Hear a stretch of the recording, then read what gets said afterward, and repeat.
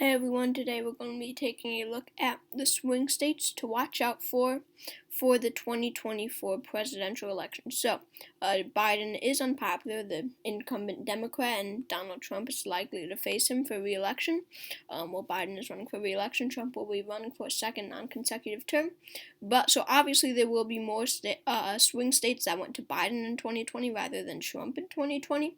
So, let's get into it. States like California and Washington, Hawaii and Illinois, D.C. and Maryland, and his home state of Delaware, and New York and Massachusetts and Rhode Island, and Vermont. These are not states we have to watch out for, even though they are on the Democratic side. There will be more, but we don't need to worry about these, or you don't need to worry about these. If you are a Democrat supporting Biden again in 2024, these will go to him. Utah, Wyoming, Idaho, and Montana, 4 states that the Republicans have in their pocket. It's not going anywhere. Oklahoma, Kansas, Nebraska at large would go definitely to the Republicans, and Nebraska's 3rd district would also, along with Nebraska's 1st district. So, the Republicans win 4 electoral votes in Nebraska, and then 1 is up for grabs as of right now. We'll get to it. North and South Dakota, no shot at these being swing states, and then the South, most of the solid former Democratic South, now Republican South. So Missouri, Kentucky, Tennessee, West Virginia. Donald Trump did win in Indiana by 16.1% in 2020, mostly because that was Mike Pence's home state. But with Biden unpopular, I really don't see any contest in the state of Indiana.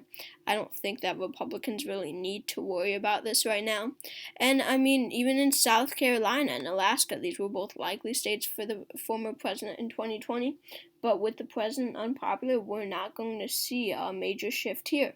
Along with the state of Texas, I don't think the Republicans need to worry about this.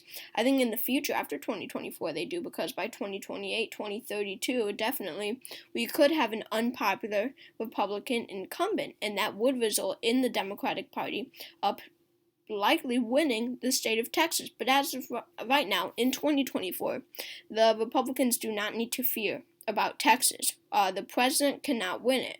In the governorship election, they can, maybe, but Biden, he cannot. Now, going to the state of Virginia, on the presidential level, I really don't see it going anywhere. On the lower ballots, like gubernatorial, senatorial, I really could see it shifting more to the right. But as of right now, Virginia, they don't need to worry about it. And then the state of Iowa, with Biden popular, maybe I would put this as a swing state. But saying that Trump won it by good margins in 2016 and 2020, and also saying that it went to Obama in 2008 and 2012 by a likely margin both years, and then, Trump wins it by a likely margin twice, even larger than Obama's margins. That just shows that this state is a Republican state. Trump really turned it Republican. Now, Oregon, I see going likely. New Jersey, I see going likely. And Connecticut, I see going likely.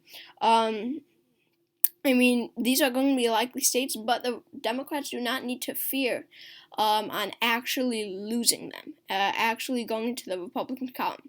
They're going to be likely. Their vote is going to be reduced here, but it will not go to the other side. They really don't need to worry about this.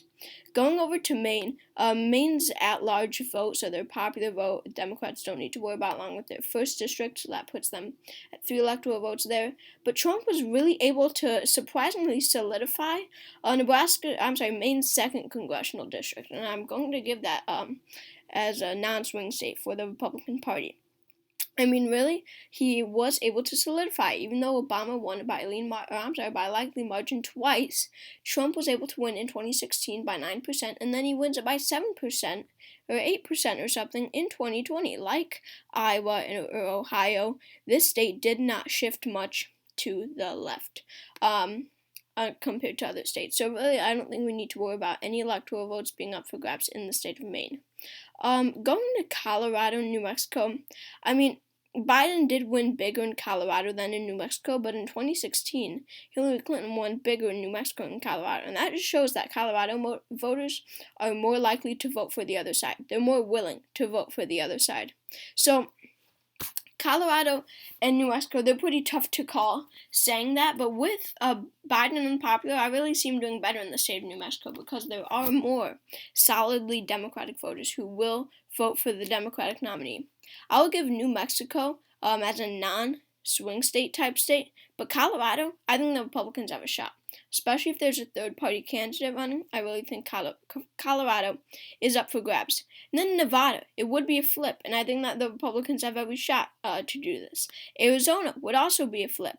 This will definitely be a swing state. With Biden unpopular and saying that he won in 2020, that could definitely result in a Republican victory, especially saying that Trump won in 2016, Mitt Romney won it in 2012, and John McCain won in 2008.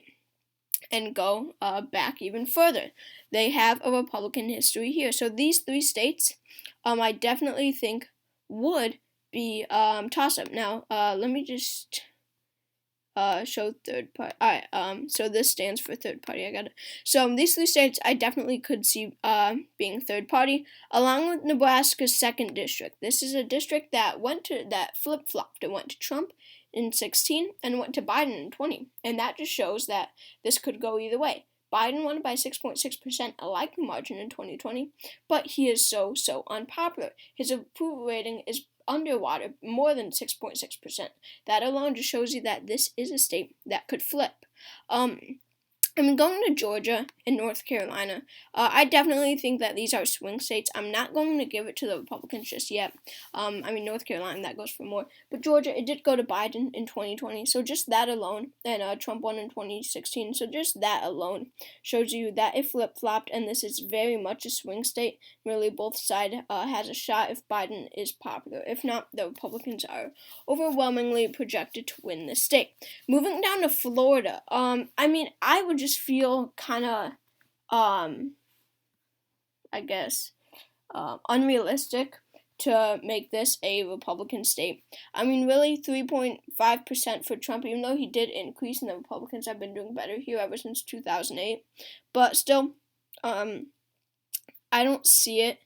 I can't put it in the safe column yet. I can't really say that this will not be a swing state in 2024. A lot can happen. But moving on to Ohio, I definitely think that this could go to I